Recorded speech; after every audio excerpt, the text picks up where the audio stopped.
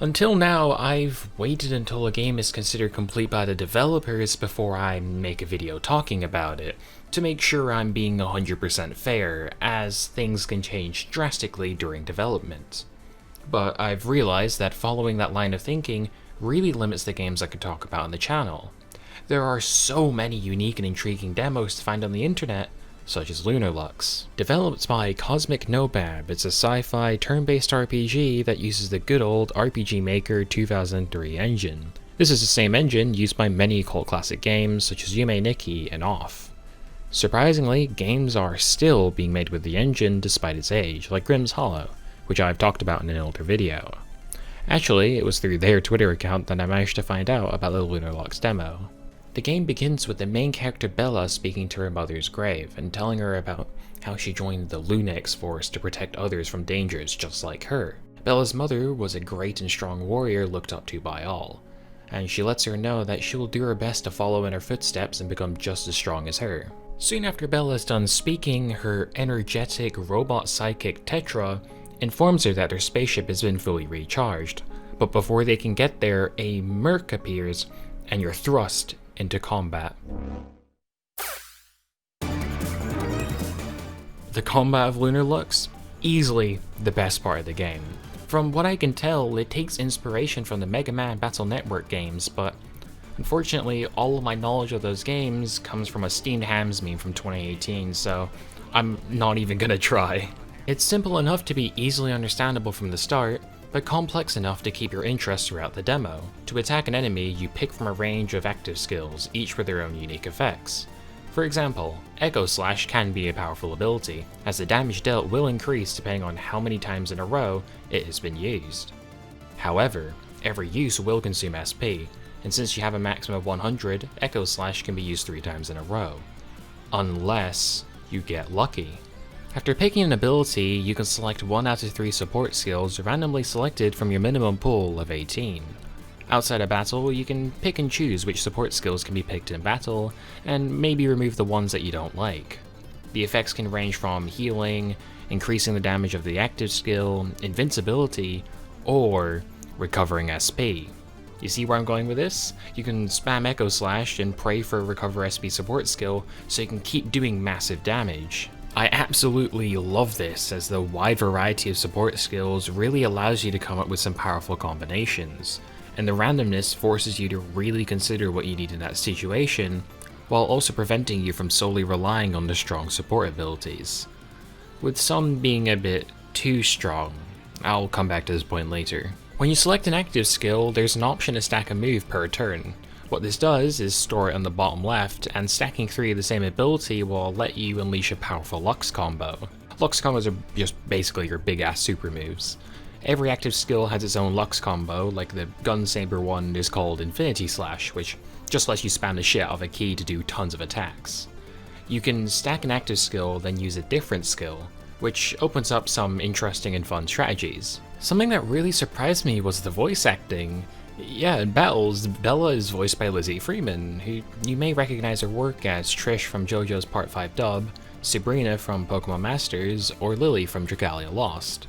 I think her voice fits the character well, and it's overall a solid performance.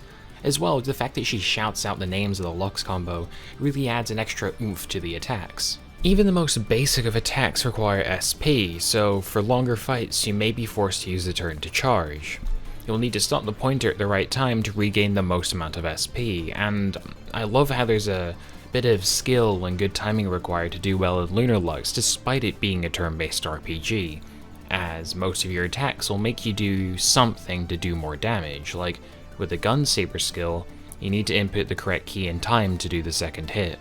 Having quick reactions will also help you completely avoid taking damage during enemy attacks, as everything can be blocked or dodged.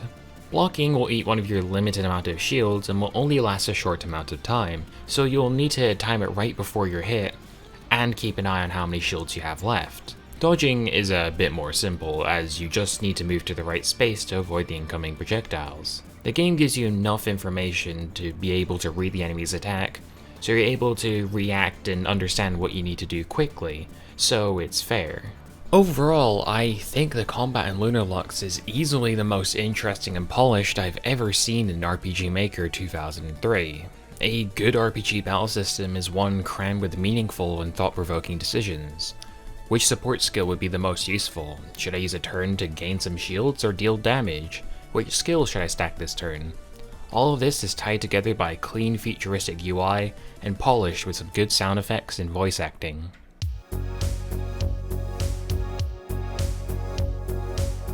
Outside of combat, however, you will be exploring the moon. After a catastrophic event turned the planet of Terra uninhabitable, humanity was forced to restart life on the nearby moon named Luna. It's a very interesting world as it had to be terraformed for humans to be able to live there, so there's a lot of futuristic technology all over the place. Things like glowing neon lights, industrial metal beams, and these odd biodomes that have sycamore trees in them.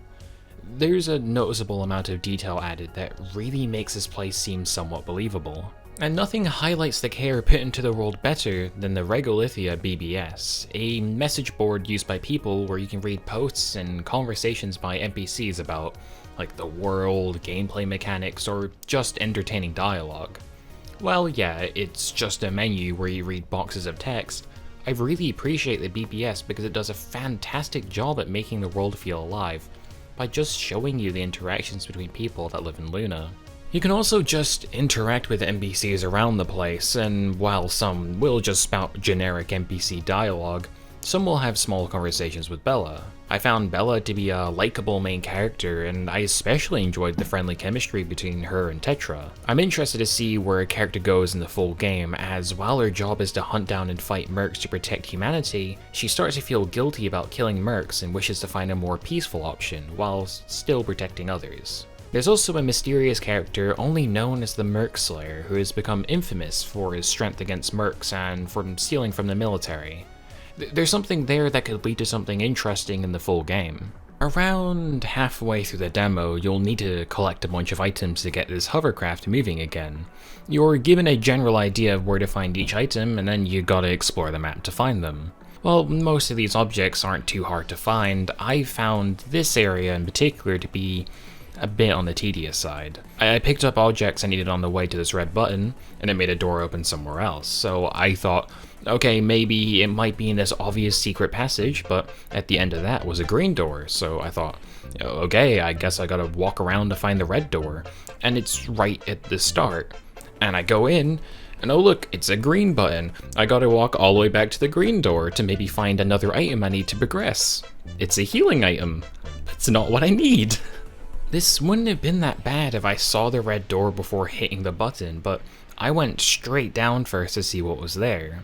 It might be a better idea to move that door just a bit further down, so the player will notice that there's a red door, even if they don't go up straight away. And I should be clear, I know that sounds really minor, and it is, I'm basically nitpicking, but the game's like an hour long, so I don't have much to criticize, except one thing, but I'll get to that later. While that slightly annoyed me, I unlocked the flight chip soon after, and you go so fast using it, and you're able to fly around in your cool jet suit around the map. I really like that sense of freedom, being able to explore even more of the map, and finding things like this simple but cool puzzle, or finding Echo the space cat who gives you a ton of money. Yeah, I mean, sure, whatever. Flying around the map let me take in the great pixel art. I think the game looks great. It's a very appealing art style, and I love the colors of the Phantom Realm. I do have one small nitpick though. This and this look nice, and they fit with the game's visuals well. This sticks out a bit. Don't get me wrong, I think it looks great, but it doesn't really mesh well with the rest of the visuals. But if it was hand-drawn in the full game, I wouldn't particularly care either. Fortunately, the LunarLux Twitter page posted an image of what Bella's new character portrait will look like, and oh damn, that's a nice looking sprite. Throughout this video, I've been using songs from the game in the background because the soundtrack is so good, I really like it.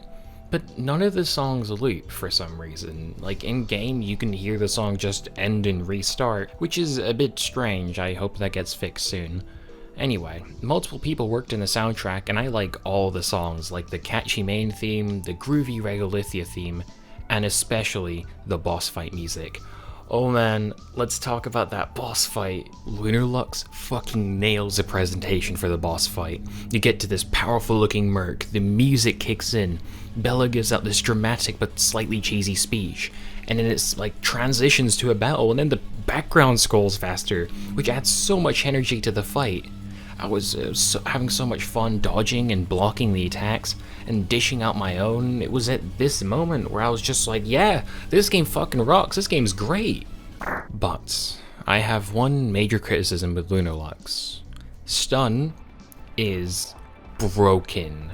You have access to a move with a guaranteed stun from the start, and well, yeah, it has a pretty heavy SP cost. You can get more SP through support skill, and you can even stun for a turn with a different support skill. You might be able to spam the move and stack it, so you can do a Lux combo with it to stun for even longer, then recharge SP to keep stun locking the enemy. This works on every enemy so far, and I know it's the start of the game, maybe that's how it's meant to be, but I still think there needs to be some work done on the stun grenade skill. If you make most enemies immune to stun, that will just make the ability a bit useless. If you make most of them vulnerable to stun, well, this is what you get, it's a bit overpowered. If you remove it entirely, yeah, maybe it would fix the issue, but there is easily better alternatives than just outright removing it. Like, maybe make a mini game that's really difficult, and then if you succeed, you get to stun them. I don't know, I just made that up on the spot. Dodging and blocking is incredibly fun, so I feel that stun in its current state removes most of the fun and strategy from the combat. Despite this, I think LunarLux is a stellar game, especially for RPG Maker standards. The core gameplay is intriguing and exciting, the story has potential to be something good, and the soundtrack is a joy to listen to. I was truly blown away by the amount of polish, and the game isn't even complete yet. I do have some gripes with the game like I talked about before, but I hope that maybe with the help of this video, they could be fixed once the full game comes out. I really want this game to succeed. If this demo is anything to go by, it could end up being an instant classic. I don't know, I guess we'll just have to wait and see.